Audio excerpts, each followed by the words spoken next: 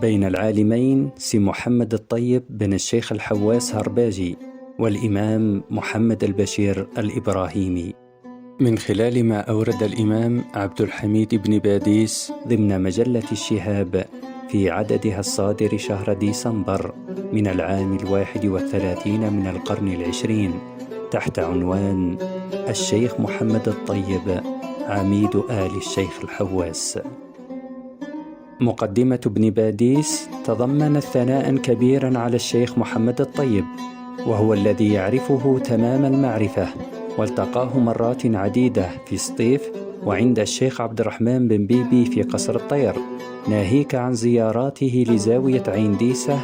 ومنها ما كانت رفقة تلميذه محمد السعيد بن سي الحواس.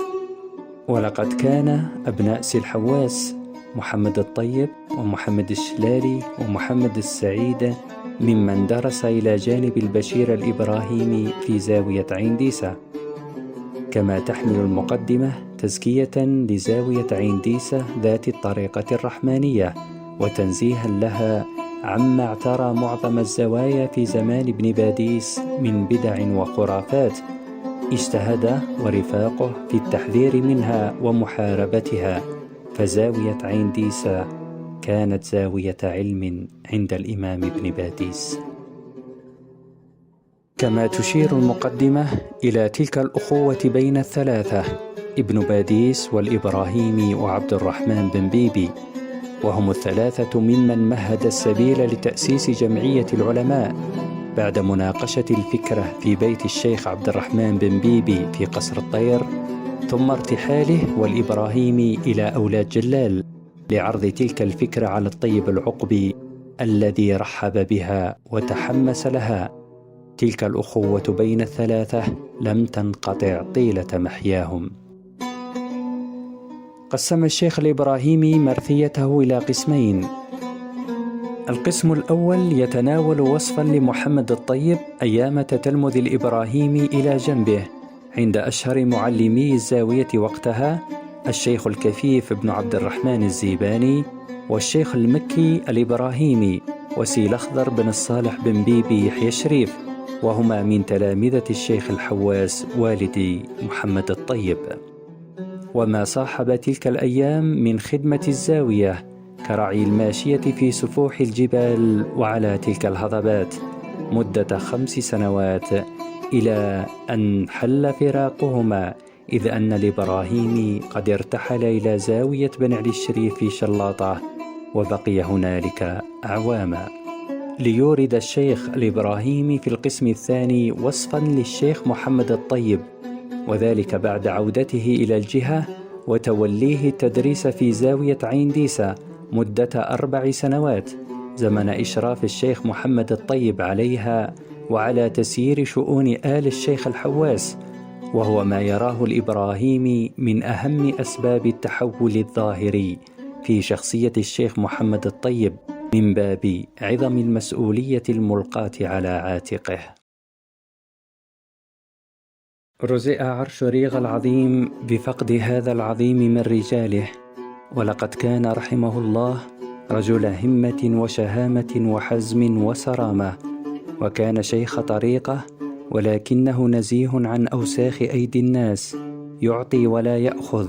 وله أتباع كثيرون، ولكنه لا يستخدمهم ولا يترفع عليهم، ولا يقبل منهم ذلا ولا خنوعا، ويأمرهم عند مقابلته بالاقتصار على المصافحة. ولما ذهبنا لعزاء إخوانه فيه، كاتب هذه السطور والشيخ البشير الإبراهيمي والسيد عبد الرحمن بن بيبي، زرنا قبره للعظة والتذكر والدعاء، فألقى الشيخ البشير الكلمة التالية، وهي خير ما بين صفات الفقيه رحمه الله وعز أهله وقومه فيه: في هذا البسيط الواسع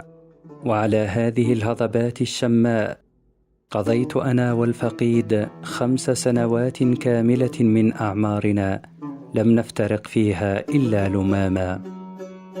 5 سنوات كاملة بلونا فيها سراء الحياة وضراءها، وتقاسمنا فيها نعيم العيش وبؤسه،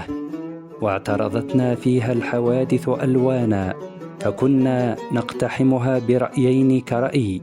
ونصدر عنها 2 أشبه بواحد. 5 سنوات كاملة كنا نقرأ فيها دروسا في العلم يحضرها الناس، ودروسا أخرى في تحليل معاني الأخوة والصداقة، نستجلي فيها خفايا الأنفس ومكنونات الضمائر، ولا يحضر هذه الدروس إلا هو وأنا. 5 سنوات كاملة، ولكنها مرت كأحلام النائم، وانقضت أواخرها تتعثر بأوائلها، ثم ضرب الدهر بضربانه وفرقتنا الأيام بين مشرق ومغرب، وكنا نظن ألا فراق، فصرنا نعتقد ألا لقاء. ثم قضى الله بجمع الشمل مرة أخرى، فإذا العهد هو العهد، وإذا الذي بيننا لا يزداد على تراخي الأيام إلا متانة، ولا يزداد على انبتات الحبل إلا اتصالا،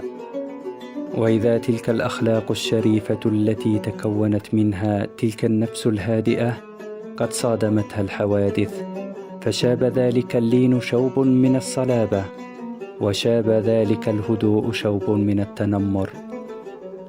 قد عد الناس هذه النزعة الجديدة منه تطورا في الجوهر، وأنا أعدها تطورا في المظهر. من واجبي إذن أن أتحدث عن الفقيد حديث من عاشر وجرب، ومن واجبي أن أنوه من صفات الفقيد